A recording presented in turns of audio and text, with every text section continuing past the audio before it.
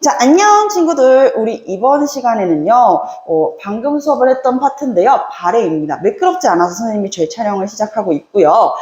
발해라는 나라라고 하면 이 발해, 어떤 나라랑 같이 있었죠? 통인신라랑 같이 있었어요. 그래서 조선 후기의 실학자였던 유득공은 이 시기를 보고 남북국 시대라는 표현을 써요. 발해고에 나와 있습니다. 유득공의 발해고. 선생님 근데 남쪽에는 통인신라가 있고 북쪽에는 발해가 있었잖아요. 발해는 언제 만들어진 거예요? 발해는 바로 698년에 만들어졌어요.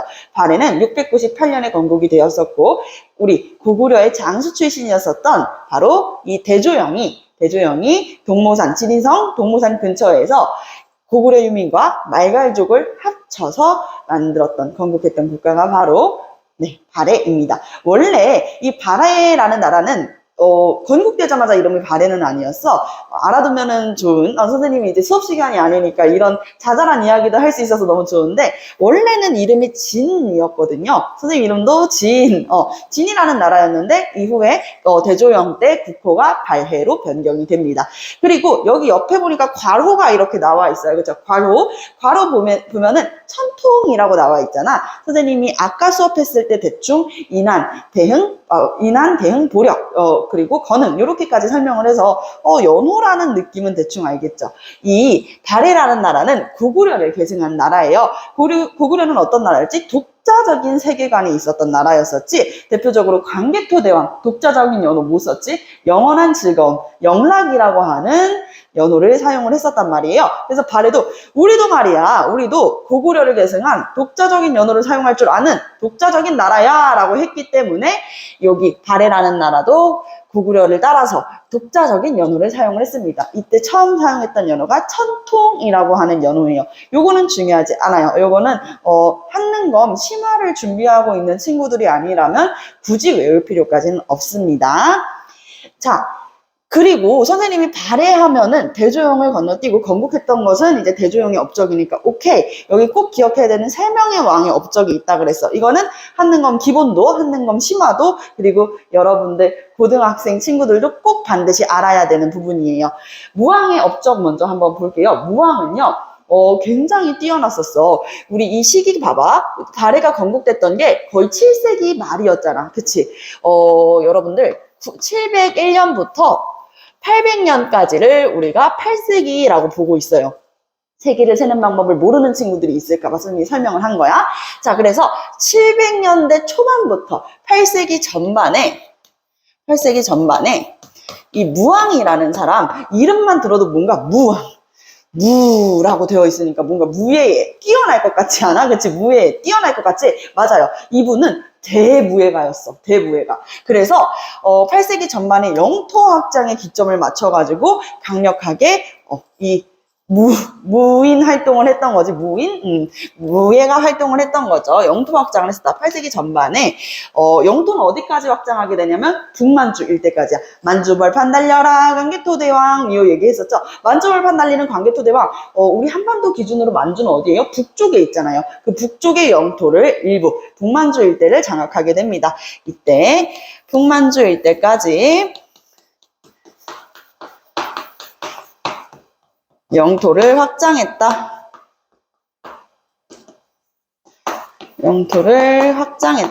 네, 이렇게 꼭 기억을 해주시면 감사하겠습니다. 북만주 일대까지라는 거예요. 만주벌판 달려라 광개토대왕 이 노래를 불렀다고 해가지고 광개토대왕이 광개토대왕이 확장했었던 영토를 다 회복했다? 그건 아니에요. 북만주의 일부, 일대까지 영토를 확장했었고 이렇게 어떻게 보면은 진짜 가만히 있던 당나라나 신라 입장에서는 새로 건국된 신흥 국가가 이렇게 막 영토 확장 활동들을 하고 다니니까 무섭겠지. 그래서 당나라는 특히나 이 발해라는 나라랑 국경을 마주하고 있으니 여기에서는 어떻게 했냐면 당나라는 연합을 맺었어. 나를 도와줄 사람, 나와 힘을 합칠 사람, 당나라랑 친한 나라 뭐 있었지? 신라 있었었지. 나당 연합을 맺었으니까. 그래서 신라라는 나라랑 선생님 나당 전쟁했었잖아요. 이렇게 이야기할 수 있겠는데 신라는 금방 당나라랑 금방 우호적인 관계를 맺었었어요. 신라랑 여기에 당나라에 들어가지 않은 말갈 세력을 우리가 흑수 말갈이라고 하거든요. 그래서 흑수 말갈 세력이랑 같이 당연합을 맺었던 거야. 이러면은 사실상 발해 입장에서 엄청 나쁠 것도 없지만 엄청 좋을 것도 없어요. 그냥 사실상 나쁜 쪽에 가까워. 발해에서 무슨 일이 생겼을 때 여기 지금 한반도 지도를 선생님이 그려서 설명을 해주자면 여기가 지금 발해잖아요. 여기가 발해고 여기 밑에가 통일신라. 여기 밑에가 통일신라. 여기는 당나라. 여기 흑수말갈들 살고 있었고 요런 상태야. 그러면 발에는 지금 딱 껴있어. 가운데 샌드위치처럼. 그치? 당나라가 공격하고 통일신라가 공격하고 당에 들어가지 않은 북쪽의 말갈족들이 발해를 친다면 완전 이거 진짜 어쩔 수가 없는 거죠. 계속 모든 면에서 사면초가라고 하지? 사방에서 들리는 초나라의 노래라고 사방으로 뒤로 갈 곳이 없는 거야. 그치? 그래서 발해는 이러면 안 되는데 이 고구려를 계승한 나라는 원래 스스로 다 할 줄 알아야 되지만 그런 말을 했던 건 아니지만 고구려는 독자적인 나라고 다른 나라의 어떤 도움을 받지 않으니까요. 근데 이때는 우리도 연합을 해야겠군. 연합을 맺어야겠어 라고 생각하게 돼서 중앙의 유목민족들 따그닥 중앙의 유목민족 티르크 돌궐이라고 불렀거든요. 그래서 요곳에 대응하기 위해서 발해는 중앙유목민족이었던 돌궐과 일본과 같이 힘을 합칩니다. 일본과 함께 힘을 합쳐요. 그래서 발해만의 또 연합을 만들게 되는 것이죠. 이렇게 연합까지 맺었겠다. 이놈들 봐라. 너네들 이렇게 먼저 연합 만들어가지고 우리 견제했던 거다. 너네가 먼저 우리 긁은 거야. 라고 하면서 이 발해의 수군이었던 장문휴라는 사람이 있어요. 장문휴라고 하는 장군을 앞세워 당나라의 산둥반도를 선제 공격합니다. 완전 대박. 선제 공격하니까 당나라 입장에서 뭐야 막 이렇게 겁을 잔뜩 먹었었단 말이야. 이게 이제 무왕의 업적이라고 볼 수 있어요. 자, 무왕은 딱 봐도 느껴지지. 당나라랑 신라랑 사이가 좋았을 것 같아? 좋지 않았을 것 같아? 좋지도 않았고 좋아질 마음도 없었어. 딱 봐도 이거는 쉽지가 않은데 라고 생각을 할 수 있었단 말이에요. 그죠? 그래서 이때 당시에 무왕은 영토를 확장하는 엄청난 대무예가였구나 라고 생각을 해줘. 그래서 대무예가라는 타이틀을 같이 적어 놓을게. 옆에는 선생님이 미리 판서를 조금 준비를 해놔가지고 이거를 금방 지우고 문왕의 업적으로 한번 넘어가 볼 건데요. 혹시라도 필기가 필요한 친구들이 있다면 지금 화면 잠깐 멈춰서 필기 한번 해주고 선생님은 그 틈에 여기 금방 지운 다음에 바로 문왕으로 넘어가 보도록 할게요. 자, 8세기 전반의 대무예가 문왕의 업적이었습니다. 다시 한번 8세기 전반, 그러니까 한마디로 700년대 초반에 북만주 일대까지 영토를 확장했고 그리고 당나라와 신라, 흑수말가들이 연합을 맺자 발해도 발해만의 연합을 만들었었다. 중앙유목의 이 티르크, 돌궐과 함께 일본과 함께 발해는 연합을 만들어서 나중에는 장문휴, 수군 장군 장문휴를 앞세워 당의 산둥반도를 선제 공격을 했다라는 거.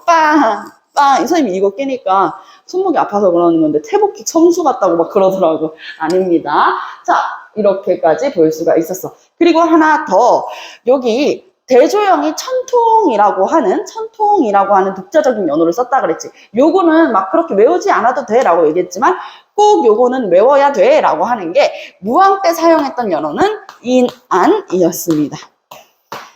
인안, 요렇게 기억을 해주시고 선생님이 여기 한번 싹 지운 다음에 문왕으로 정리해 볼게요. 잠깐만 기다려줘요. 내가 없어져 볼게. 짠! 자, 나타났어요. 자, 이번에는 문왕입니다. 칠판을 지우는데 깨끗해지지도 않고 시간이 조금 걸려가지고. 자, 문왕의 업적을 한번 봐볼게요. 무왕 같은 경우에는 대무예가라서 그런지 역시 싸우는 걸 잘하는 사람들은 조금 일찍 세상을 뜨게 되는 것 같아요. 뭐 다 그렇다는 건 아니지만 우리가 지금까지 배운 인물들만 봐도 특히 고구려의 전성기, 5세기의 전성기를 이끌었었던 광개토대왕도 생각을 해봐. 18살의 나이로 왕에 올랐는데 39살의 나이에 세상을 떠나잖아요. 그런 것처럼 우리 무왕도 이 왕위에 제위해 있던 시기가 그렇게 길지는 않습니다. 이렇게 볼 수가 있어요. 약 18년 정도 재위를 하고 있었어요. 이 이후에 문왕은 학문에 뛰어나고 박식하고 특히나 지금 국가의 정세를 읽을 줄 알았고 세계적인 흐름을 보고 우리 당나라랑 신라랑 이렇게 더 이상 사이가 나쁜 관계로 있으면 안 되겠다라고 생각했던 사람이었어. 그래서 재위 기간이 굉장히 길지 완전 8세기 말까지 재위하게 되는 인물이에요. 자, 보게 되면은 8세기 후반 무렵 이제 문왕은 당나라 중국, 당나라랑 친선 관계를 맺으려고 했어요. 친선 관계. 이렇게 친선 관계를 맺으면 뭐가 좋아요? 선생님, 저희는 당나라가 싫어요. 이렇게 얘기할 수 있는데, 맞아요. 당나라 당연히 싫을 수 있지. 수나라, 살수대첩, 그리고 당나라, 안시성 전투부터 시작해서 나당연합 맺어가지고, 우리 백제, 고구려 멸망시키고 신라까지 전쟁을 했는데, 만약에 그때, 만약에 서쪽이랑 당나라랑 이 전쟁하지 않았으면 우리 어떻게 될지도 몰랐었단 말이야. 그치? 역사는 만약이라는 게 없으니까요. 그런데, 우리 이렇게 생각을 해볼 수도 있어. 당나라의 수도, 수나라의 수도가 선생님이 어디라 그랬지? 그렇지? 황허강 서쪽에 있는 장안이었어요. 그래서 선생님이 장안의 화제가 되는 이런 말들도 있다고 했었잖아. 뭐 예를 들면 장안의 화제가 되는 뭐 꽃무늬 블라우스가 장안의 화제가 되더라 라고 하면은 진짜 길 밖에 나가보면 사람들이 다 꽃무늬 블라우스만 입고 있는 거야. 그런 일들이 있는 것이죠. 이렇게 장안이 정말 이 중국 뿐만 아니라 동북아시아, 동아시아의 중심지였다고 해도 과언이 아니었습니다. 요 당나라랑 친선 관계를 맺어가지고 우리가 좋은 점이 무엇이냐고요? 그 얘기하다 여기까지 온 건데, 바로 당의 선진 문물을 수용할 수 있다는 거야. 당의 선진 문물 받아들여서 우리도 발전할 수 있게 됐다. 수용. 왜 신라와 일본이 발전이 늦었는지 여러분들한테 말씀을 드렸어요. 신라 같은 경우에도 나라가 신라로 국호가 바뀌어지는 게 6세기 때, 지정왕 때였잖아요. 그치? 왕이라는 칭호도 너무 나중에 쓰고, 일본 같은 경우에는 6세기경에 들어서야지 이제 아스카 문화 만들어지고 막 그랬었단 말이야. 선생님, 나라가 그전에는 일본이 하나의 나라의 행태였다고 얘기할 수 있나요? 그럴 수는 없어요. 왜냐면 일본이 야요이 시대 이전에는 진짜 그냥 사람들이 살고는 있었지만 나라의 형태였다라고 하기에는 좀 어려움이 있어요. 그렇다시피 발전이 늦었어. 우리는 최대한 가깝게 서양이나 아니면 중국 가깝게 해가지고 새로운 문물들을 받아들이는 게 우리한테 발전의 방법이었을지도 몰라. 그래서 이 당의 선진 문물을 수용해야겠다라고 문왕도 생각을 했던 거지. 선생님이었어도 그렇게 생각을 했었을 것 같아. 왜냐하면 선생님은 무예에는 열등하기 때문에 잘 못 싸워. 태극기 선수 같지만 잘 못 싸워. 그렇기 때문에 선생님은 이런 식으로 머리를 쓰지 않았을까 싶어. 여러분도 이렇게 상상을 해보면은 더 빨리 외울 수 있고 이입이 더 잘 돼가지고 외우는 것뿐만 아니라 뭐 시간이 지나도 머릿속에서 지워지지가 않아. 자, 그 다음은요. 두 번째. 당의 수도 어디라 그랬지? 이제 대답해야 돼. 하나, 둘, 셋. 그렇지. 장안이라 그랬어요. 장안에 있는 장안성을 모방해서 당시 수도를 옮기게 돼. 바로 우리의 수도 용천부 상경성을 만들고 여기로 수도를 천도했어. 수도, 천도 라고 볼 수 있지. 근데 선생님이 이따가 이 수도에 대한 얘기는 한 번 더 구체적으로 해줄게. 발에는 수도가 5개였거든. 자, 장안성을 모방한 상경성을 만들고, 특히나 여기 아래는 이 장안성처럼 이 성 안에 이 길들 있잖아요. 이 길로 해가지고 주작대로라는 길도 만들었거든. 주작대로 만들기도 했었다. 뿐만 아니라 여기 신라랑도 교류를 했었어요. 신라랑 교류를 했었다. 신라랑 교류를 했는데 그 증거가 어떻게 알 수 있어요? 발해랑 신라로 이어지는 신라로 가는 길, 신라도라는 게 있었어요. 신라로 가는 길 도자를 써가지고 신라도가 있었다. 선생님, 그러면은 당나라랑 친선 관계를 발해 혼자서만 맺으려고 그러면은 안 될 거 아니에요? 발해에서도 당나라에서도 발해랑 친해지려고 했었어요. 그랬던 흔적이 남아있지. 바로 발해관이라고 하는 발해 유민들이 머물 수 있는, 지금으로 치면 차이나타운, 코리아타운 이런 곳들이 있었단 말이야. 발해에는 코리아타운이 있었던 거죠. 당나라에는 코리아타운이 있었던 거죠. 이렇게 발해관이 있었다까지도 볼 수 있고요. 한 가지 더, 이렇게 당의 선진문물을 수용하면서 이제 부가적인 1+입니다. 네, 1번에 플러스 되는 요소야. 자, 잘 봐요. 당의 선진문물을 수용하면서 당나라에서는 당시에 주자감이라고 하는 유교적인 학문을 연구하는 최고 교육기관이 있었어. 국립 최고 교육기관 국자감을 그대로 가져오지 않지. 우리 어떤 나라인데, 고구려를 계승한 독자적인 나라인데 감히 이 이름을 그대로 가져왔겠어? 아니지. 이 이름을 중국에서는 국자감이었지만 우리 발해로 가지고 와서는 주자감이라는 이름으로 주자감을 설치했습니다. 주자감 설치. 주자감을 설치했구나. 요렇게, 오케이. 주자감을 설치했다. 그리고 주자감을 설치하면서 또 한 가지 더. 당의 문물을 수용하면서 당나라에는 무엇이 있냐면, 이 국가의 정치 제도, 국가의 나라 운영이 어떻게 되어 있는지, 중앙통치기구를 요거 이런 식으로 하면 되겠는데 하면서 수용하게 돼요. 중앙통치기구 삼성 육부제를 수용하게 된다. 그래서 이것도 마찬가지예요. 이 당나라의 삼성 육부는 중서성, 문화성, 상서성 이런 이름을 가지고 있단 말이에요. 중서성, 문화성, 상서성. 육부는 이호, 예병, 현공 해가지고 총 6개란 말이야. 이 이름을 그대로 쓰지는 않아요. 왜? 우리 이제 입 아프다. 자, 독자적인 나라, 독자적인 세계관을 가진 고구려를 계승한 우리 고구려란 말이야. 발해란 말이야. 고구려 계승한 발해란 말이야. 이렇게 생각하는 게 있었기 때문이에요.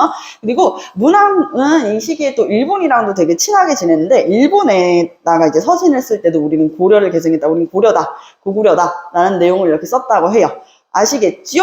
자, 하나 더 하겠습니다. 여기서부터는 조금 어려운 부분이에요. 조금 어렵다는 건 중학교 3학년 친구들 그리고 고등학교 친구들 귀 쫑긋 세우고 들어야 되는 부분입니다. 문왕 때 사용됐던 연호는 총 2가지가 있어요. 하나는 인대건 이렇게 외워져 해가지고 아이고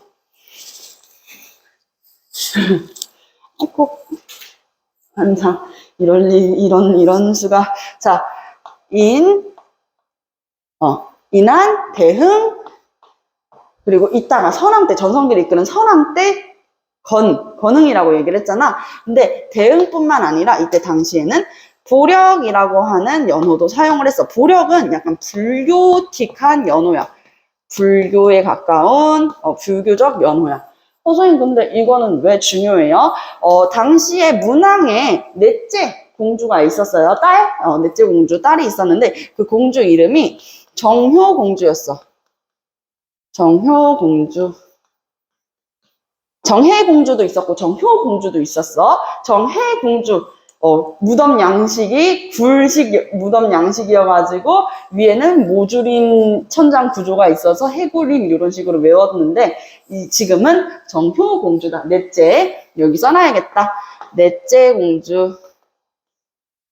공주 정효공주의 묘비에 뭐라고 써져 있냐면 아버지의 이름이 써져 있는 거야. 아버지의 이름이 대흥 보력, 금융,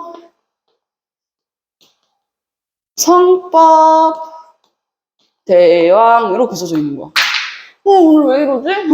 오늘 왜 이러는 거지? 진짜 다 부러지네. 자, 대왕, 대흥보력 금융성법 대왕이라는 말이 써져 있는 거야. 여기 이 대흥보력 금융성법 대왕이라는 건 문왕을 칭하는 얘기야. 근데 여기서 금융성법이라는 거는 불교식 왕명이거든요. 문왕을 불교식 왕명으로 지칭하는 말이었어. 그래서 불교식 연호, 보력이라는 연호도 사용했다. 요거까지 기억을 해주시면은 여러분 완전 great. 그래서 인한, 대흥, 보력 이렇게 같이 외워주시면 좋겠습니다. 이제는 여러분들 요 삼성육부를 수용했다고 했잖아요. 삼성육부 어떻게 수용을 했는지 구체적으로 한번 설명을 해드릴게요. 카메라 잠깐 옆으로 옮기도록 하겠습니다.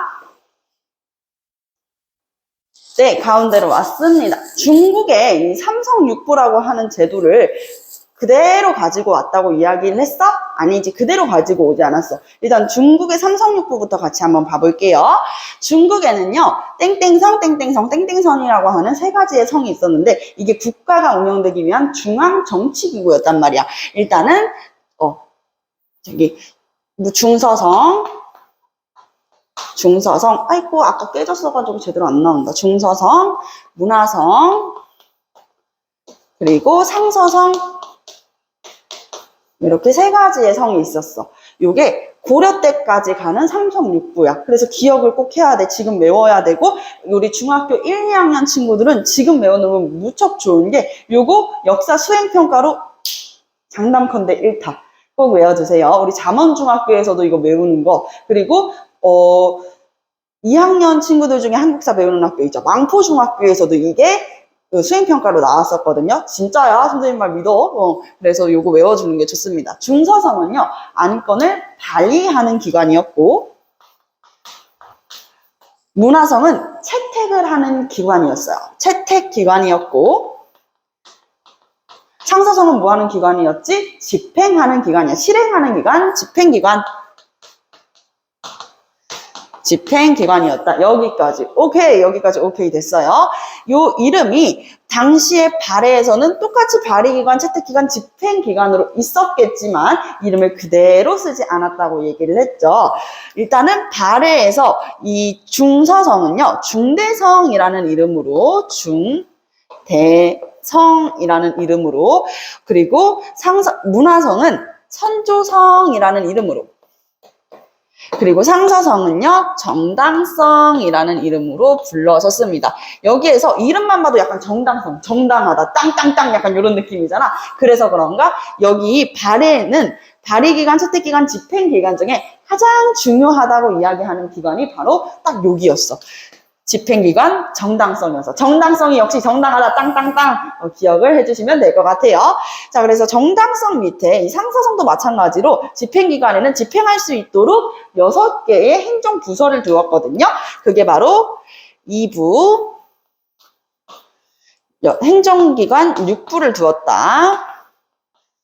행정을 총괄하는 6부, 2부, 후부, 예부, 병부,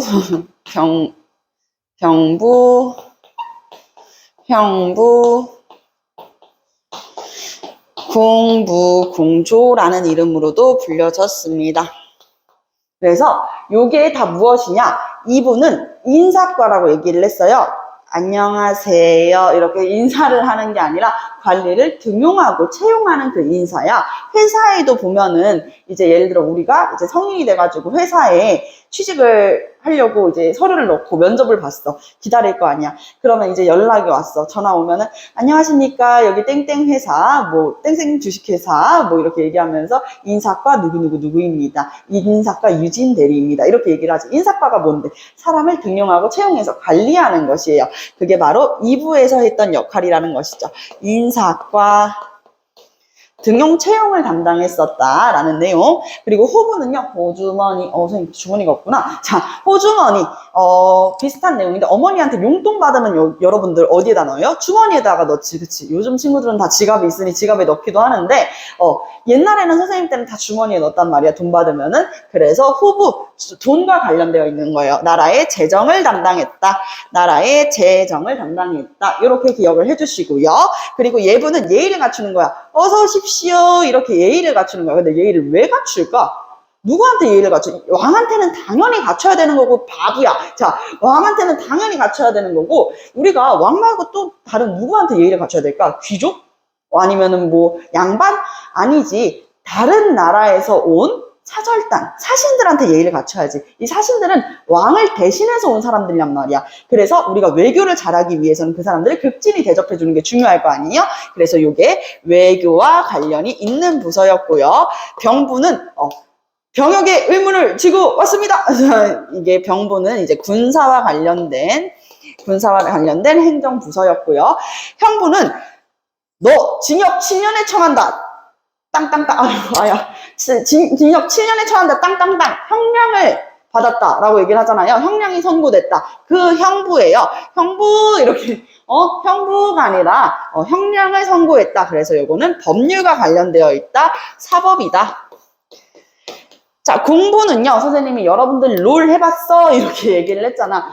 전쟁이 났어, 얘들아. 만약에 전쟁이 났는데, 지금 당시에 갑자기, 지금이야 미사일을 쏘고, 탱크 두두두두두두두 하고, 155mm 견인포 이렇게 푸 쏘고 막 그러지만, 이때는 그런 게 다 없잖아. 그래서 공성이 굉장히 중요했고, 건축을 할 수 있는 관청이 필요했단 말이에요. 그래서 요거는 건축과 토목에 관련된 부서이다.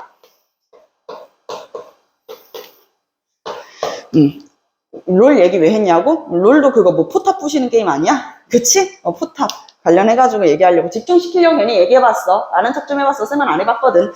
자, 그리고 나서 요 육부의 이름도 정당성에는 그대로 가져가지 않습니다. 이 육부는 마찬가지인데 요 이름이 발해로 왔을 때는요. 이렇게 발해로 내려올 때는요. 유교적 명칭을 사용을 해요. 유교적 명칭을 사용한다 라고 봐주시면 될 것 같아요. 유교적 명칭을 사용해서 유교에서 가장 중시하는 거 3가지가 있어요. 첫 번째는 무엇이냐? 충성! 누구한테 충성하는 거야? 왕한테 신하들은 충성하고 백성들도 왕한테 충성하는 거야. 두 번째는요, 효도하게 했습니다. 자, 부모님한테 잘하고, 형제한테 잘하고, 이런 거, 효도. 세 번째는 연력. 요거는 이제 여자들이 남편한테 잘하는 거. 요 3가지를 되게 강조했었어. 그래서 이 유교적인 덕목을 사용해가지고, 이 육부를 좌사정과 왼좌, 우사정으로 나눠요. 오른우, 딱 좌우로 잘 썼지? 자, 좌사정, 우사정으로 나눠서, 이후에, 요 3가지의 부를, 이후의 부를 충인의, 그리고 여기 봐봐. 병형공 보이죠? 병형공, 여기는 지혜신. 으로 불렀습니다. 그래서 여러분들이 이거를 외울 때 육부는 어차피 조선시대까지 외워야 되거든요. 메롱. 자, 조선시대까지 외워야 되기 때문에 이호 예병 형공 그대로 이렇게 쭈르륵 외워주시는 게 좋습니다. 그래야지 충인을 지혜신으로 외웠을 때 이해가 빠르거든요. 충성하다. 인을 예지할 때 인의 예지 다 들어가 있죠? 그쵸? 믿을 신까지 해서 이 유교적 명칭을 사용해 이후에 충인을 이후에 병형공, 지혜신으로 불러졌다는 거. 여기까지 하면 삼성육부에 대한 이해 끝입니다. 요 정도 했으면은 삼성육부에 대한 이야기는 끝이 났고요. 그리고 상황으로 한번 넘어가 볼게요. 제도는 선생님이 조금 이따가 또 보완을 할게. 국자감도 설치했다는 이야기도 했고요. 선왕의 업적으로 한번 넘어가 보도록 할게요. 선왕 때는요, 이제 말갈족 대부분을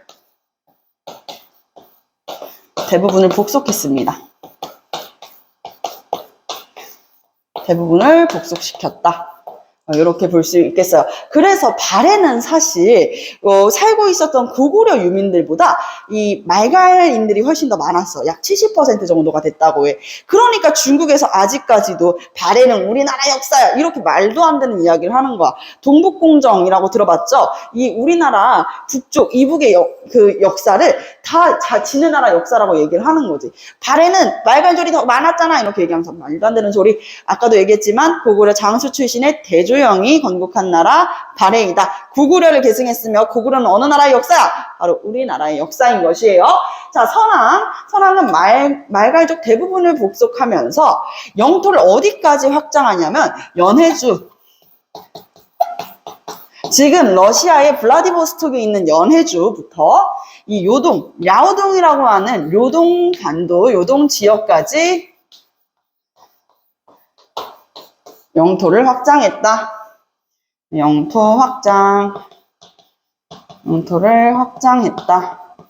이렇게 볼 수가 있습니다. 3번을 조금 더 내릴 걸 그랬네. 3번을 조금 더 내리고. 자, 3번은 그리고 나서 우리 이 영토가 넓어지면 대부분 뭐 해야 돼? 그치? 나라가 넓어졌으니 그거에 대한 통치 제도가 조금씩 바뀌어야 된단 말이에요. 지역을 어떤 식으로 운영할 건지. 대표적인 예시가 통일신라가 그랬잖아. 통일신라가 이제 통일되고 나니까 영토가 갑자기 딱 나눠졌잖아. 그래가지고 전국을 몇 주로 나눴어? 9주로 나눴었죠. 그 중에서 국경지대는 한 주, 이렇게 9주로 나누고 거기 수도가 금성, 경주면은 너무 동남쪽에 치우쳐져 있는 걸 보완하기 위해서 오소경이라고 하는 작은 수도를 두었어. 그것처럼 이제 우리 영토가 연해지부터 요동이래. 얘들아, 얼마나 넓어졌겠어. 요동을 모르면은 아마 좀 가늠이 어렵겠지만 정말 여러분들이 지금 한반도를 생각하는 것보다 더 넓었단 말이야. 연해주 요동 지역을 확장하면서 옛날에 만주벌판 달려라 광개토대왕이 만주벌판까지 이제 확장했던 광개토대왕이 확장한 영토의 대부분을 회복한 거야. 이때 광개토대왕이 획득했던 영토를 대부분을 회복했다. 그래서 선왕이 전성기를 이끈 왕이다. 전성기 타이틀 가겠습니다. 전성기 타이틀 가겠습니다. 전성기는 무엇이 기준이다? 확장한 영토가 기준이 된다는 거. 좋아요. 자, 그리고 이 영토를 확장하고 나니 나라를 어떻게 통치해야겠다. 조금 나눠서 통치해야겠다. 오경 15부 62주의 형태로 나라를 나누게 되는 거예요. 일단 오경이라는 것은 전략적 요충지를 기준으로 아까 수도 문왕 때 어디로 옮겼다 그랬어? 상경 용천부로 옮겼다 그랬지. 그래서 상경, 북경, 동경, 서경, 남경 해가지고 5개의 수도를 둔 거야. 선생님, 수도가 왜 5개나 필요해요? 뭐 신라도 작은 수도 오소경이 있었는데 수도는 금성이었지만 여기도 수도가 오경이나 됐는데 여러분들 이것도 잘 기억을 해주셔야 돼. 우리 딱 진짜 전쟁에 진짜 진심인 나라, 아시아에서 말고 좀 서양에서 진짜 싸움에 진심이고 전쟁에 진심인 나라 생각해보면 어느 나라 생각나? 스파르타 생각나지 않아? 스파르타는 왕이 2명이었어. 얘들아, 왠 줄 알아? 전쟁 중에 왕이 하나라도 죽게 되잖아? 그럼 혼란해질 거 아니야. 그래서 전쟁에 무리가 가지 않게 하기 위해서 혼란한 상황을 만들고 싶지가 않은 거야. 그래서 왕이 2명이었던 거지. 여기도 이해가 충분히 되지 않아요? 심지어 이 상경성이 제일 가운데, 상경용천부가 제일 가운데 있고 그 근처로 북경, 남경, 동경, 서경이 동서남북으로 있었습니다. 이렇게 이해를 해볼 수가 있고, 이 15부, 있고 색깔이 있는 걸로 15부는 지방행정의 중심지가 되었어요. 지방행정 중심지, 지방행정의 중심지로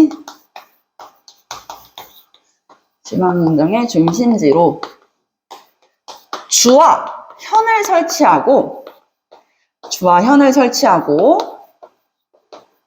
구목 군현 설치하듯이 무슨 느낌인지 알지? 주와 현을 설치하고 여기에다가 선생님, 지방이 이렇게 많이 나눠져 있으면 왕의 힘이 지방까지 닿지 않으면 멸망하는 나라 많던데요? 그렇지. 그래서 멸망하지 않게끔 누구를 보내는 거야? 감찰관, 그렇지. 지방관을 파견하는 겁니다. 지방관을 파견했다.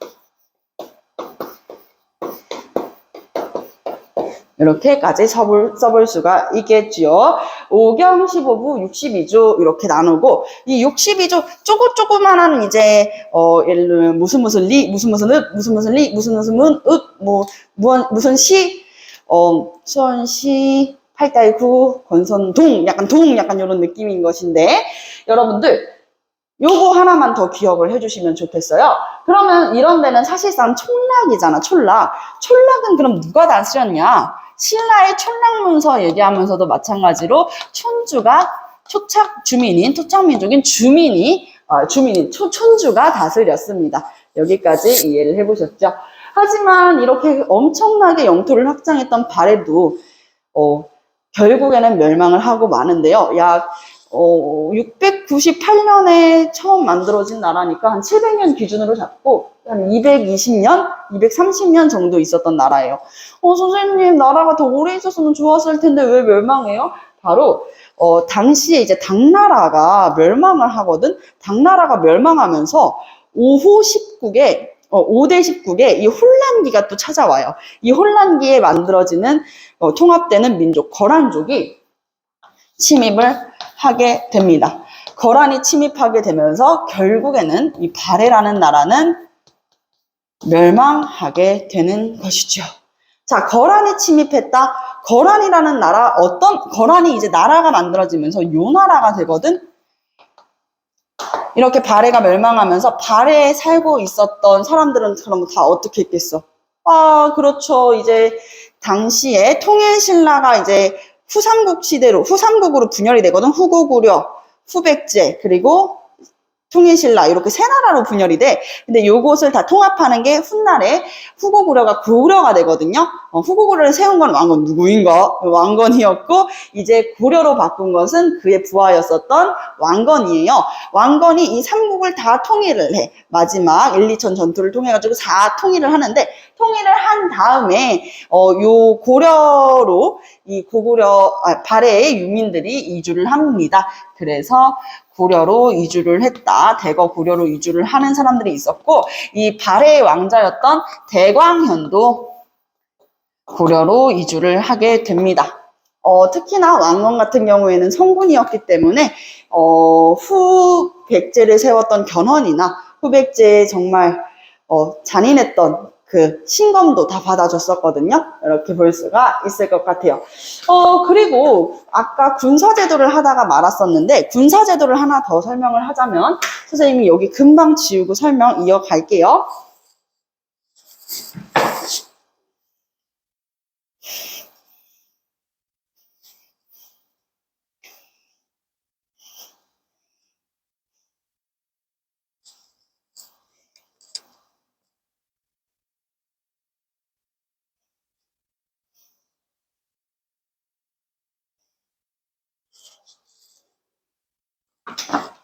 신라에도 그 중앙군과 지방군이 있었잖아. 중앙군은 부서당, 그리고 지방군은 식정, 한 주에 한 정씩 배치가 됐다 그랬었지. 근데 한 주만 국정지대라서 두 정이 배치가 돼가지고 신라는 부서당 식정의 군사제도가 있었고 발해의 군사제도는 마찬가지로 중앙군이 뭐야? 중앙군이라는 건 왕궁 이랑 수도를 방어하는 거야. 수도를 중심으로 방어하는. 한마디로 우리나라 수도는 서울이잖아. 서울을 중심으로 방어하는 군대가 있고 지방을 중심으로 방어하는 군대들이 있어. 지방은 지방군이라고 해요. 자, 여기는 발해는 중앙군, 지방군으로 나눠가지고 외울 필요는 딱히 없어. 왜냐면 중앙군은 10위라고 하는 군대가 있었고 지방군 같은 경우는 딱히 군대가 있었던 건 아니야. 그냥 지휘관들이 이 주요 요충지에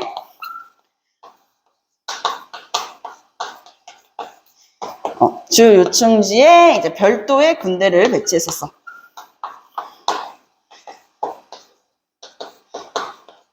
그래서 사령관들이 이제 지시를 하는 그런 느낌이었던 거지. 그래서 따로 지방군이 존재했었다라는 것보단 이렇게 외우면 될 것 같아. 선생님이 마지막으로 총정리를 해줄게.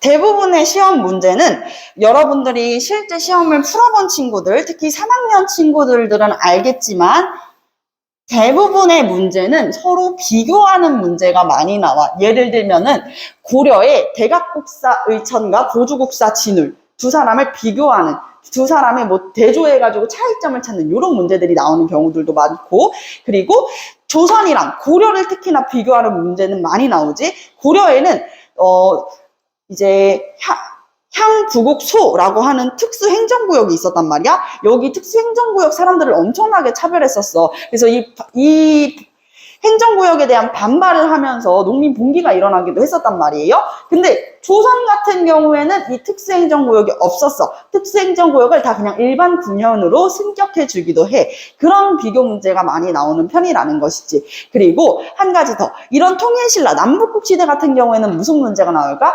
그렇지. 발해랑 신라를 비교하는 문제가 굉장히 많이 나와. 그래서 선생님이 부가적으로 하나만 더 설명을 하겠다는 거야. 판서를 하고 싶은데 칠판이 깨끗하지 않은 관계로 이야기를 하나 해줄게. 자, 신라는 최고의 교육기관이 어디였지? 시무랑이 설치했었던 국학이었지. 그러면 발해는 방금 설명했어. 발해는 어떤 교육기관이 있었어? 그렇지. 국자감을 그대로 가지고 오지 않아. 그래서 주자감으로 가지고 왔었지. 신라는 국학, 발해는 주자감이 있었다. 자, 그리고 여기에서 하나 더. 그리고 아까 얘기했다시피 군사제도가 조금 다른 것도 기억을 해주면 좋아요. 신라는 구서당 10정이라고 하는 군사제도가 있었고, 이 발해라는 나라는 중앙군은 10위라고 하는 제도가 있었다는 거. 이렇게 기억을 해주면 좋을 것 같아요. 그 외에도 부가적인 것들이 있지만 선생님이 시간이 다 돼가지고 여기에서 줄여보도록 할게요. 오늘 하루도 고생 많았고 이 40분짜리 영상을 통해 가지고 신라, 발해를 잘 비교해보고 발해도 잘 끝내볼 수 있었으면 좋겠습니다. 꼭 끝까지 봐주세요. 고생했어요.